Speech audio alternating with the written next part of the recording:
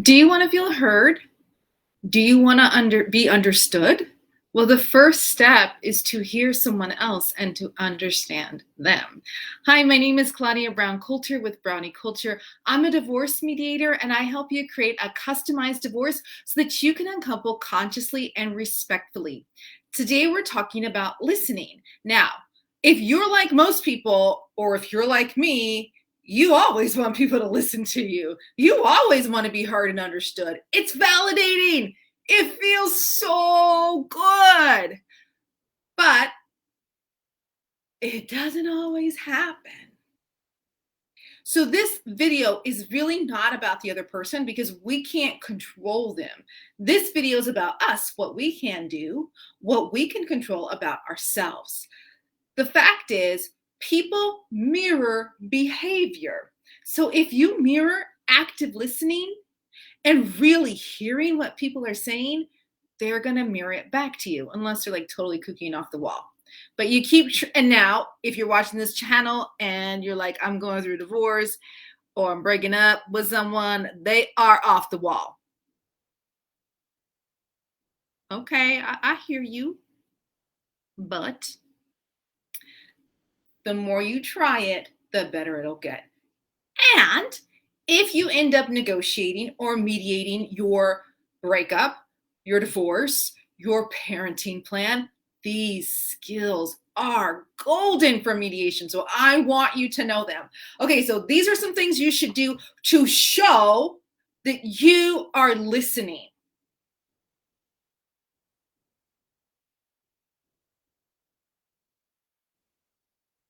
Right? I didn't actually need to say anything. You saw that. Now, I think we all know that this does not necessarily mean we agree. It means, oh, I hear you. Oh, this just lets the person know I'm hearing what you're saying. Just being stoic and bland and having no facial expressions, not nodding your head, that's kind of rude. It's like, I'm not even listening to you. I'm not even interested in what you're saying. I'm actually sleeping right now with my eyes open. That's what it says. And like, can you give me something back? I mean, when somebody's talking to you and you're just looking at them like this, they want something back. They want to know, like, wait, did I just start speaking a foreign language? Do you not understand me anymore? So they want to know. Another thing you can do is give them verbal cues. So a lot of times it's like this. Mm-hmm. Mm, oh. Mm-hmm, mm-hmm, mm-hmm. It's really great when you're on the phone, like really on the phone, where they can't see you. You give them those verbal cues without actually saying words to let them know that you have heard them. But a lot of times in person, we do this nodding of the head, these nonverbal cues, along with the verbal cues of mm-hmm, mm-hmm, mm-hmm, mm-hmm. Gotcha. Okay, I get it. Right. Okay. So now, right now, you might be like, but I don't get it. I do not understand what they are trying to tell me. That's why we are fighting in the first place. It's okay. Now, this is a really great part where you can ask clarifying questions.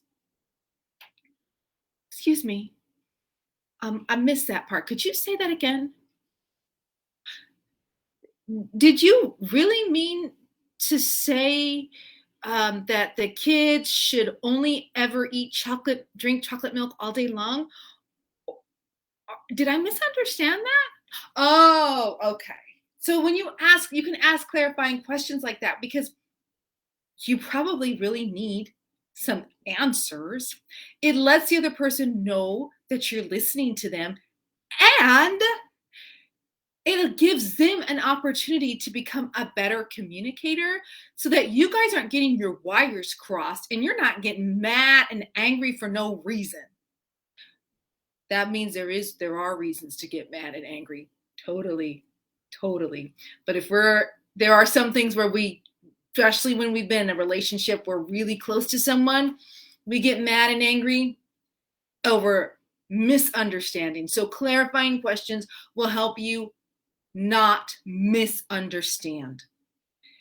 The other thing is, then you don't want to interrupt. So it's one thing to ask a question.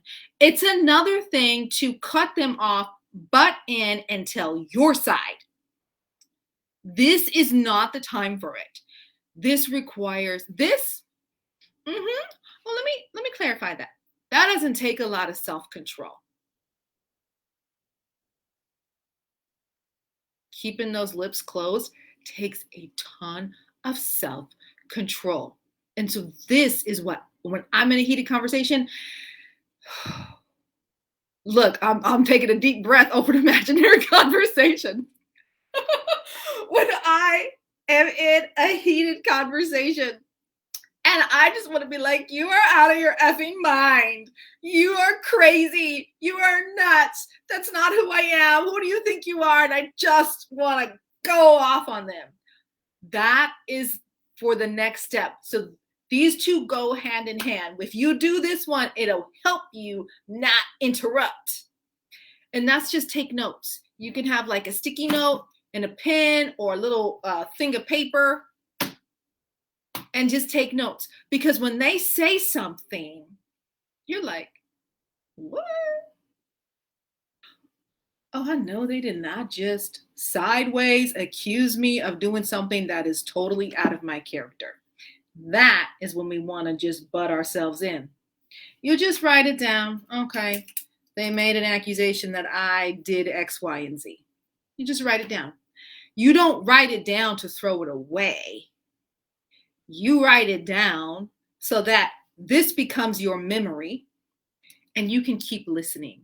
So that when it is your turn to talk, because you got to make sure you have a turn to talk. When it's your turn to talk, you can address these things.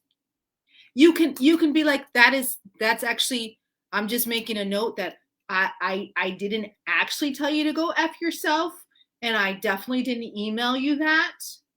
So I want to clarify that for you. Whatever. I'm just being silly right now. But when you take notes, it also allows you to think about, when you're in a conversation with someone, an argument with someone, and you're like, you got those things and you just are like, take a breath, take a breath, take a breath. If you take a breath, I'm jumping in there. Is that just me? I didn't think so. When you're in those situations with those people,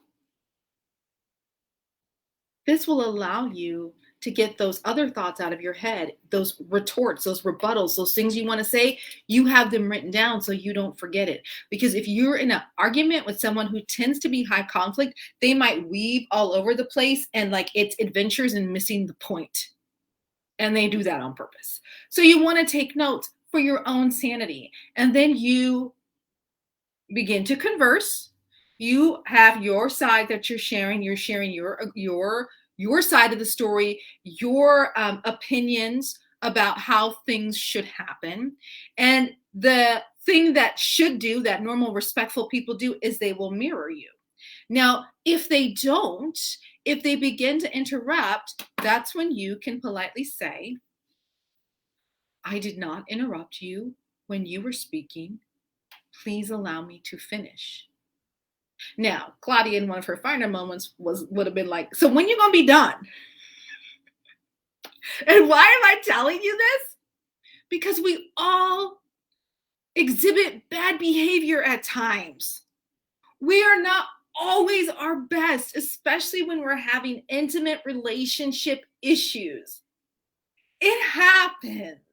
But the more you can practice that with this person, as you are divorcing them, as you are figuring out your parenting plan, when you have children, you have a post-divorce relationship with this person. So as you learn to listen and practice that listening, it'll make life after divorce easier.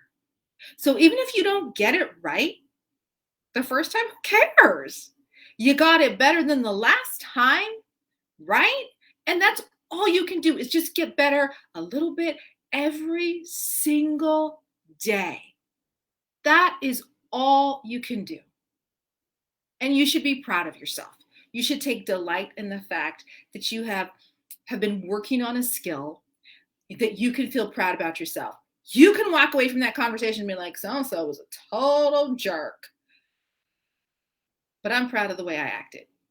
Well, most of the time. And you just go from there. This is not just about relationships, though, intimate relationships. This works at work, with your coworkers, with your boss, with anyone, with your family members, anyone who, when things get heated, it's kind of hard. People lose respect. Respect goes out the window because and that's for all of us for me, that's normal. So when that happens, these are things you can begin to practice now.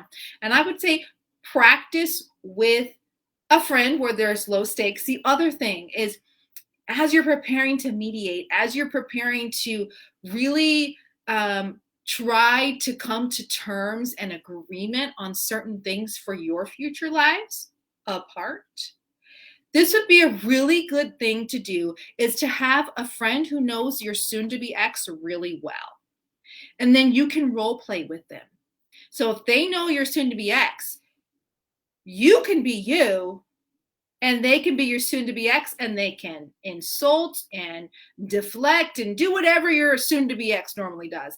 That way you're practicing your listening, you're practicing mirroring calm, respectful behavior, so that when it's real, when you're in your attorney's office, when you are mediating, when you're standing before the judge, however you decide to do this, if it's just at your kitchen table, you are prepared. You have prepared yourself emotionally, and you have worked on your game face, on your poker face, so that you can continue to be respectful. It's not going to happen overnight, but it is going to happen if you practice. And I know you can do this. So don't give up. Don't be defeated. Get a little bit better each day. All right. Thanks for watching. I hope you guys have a great day. Hang in there. I'll see you soon. Bye.